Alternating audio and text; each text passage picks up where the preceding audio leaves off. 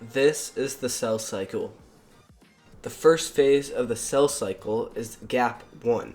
In gap 1, the cell continues to grow and prepares for the synthesis phase. The next step is the S phase. The S phase is the longest by far because of the complexity. In S phase, the DNA replicates in the form of two sister chromatids.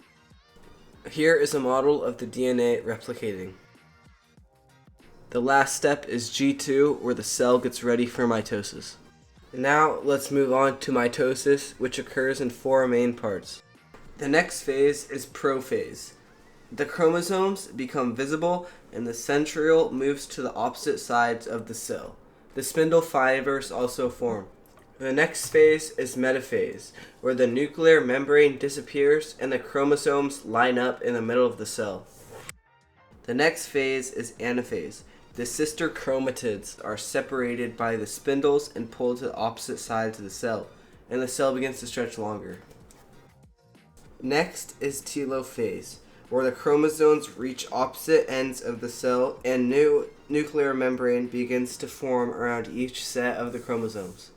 This is the final stage of mitosis. Now this is cytokinesis, where the cytoplasm has divided and there's two identical daughter cells.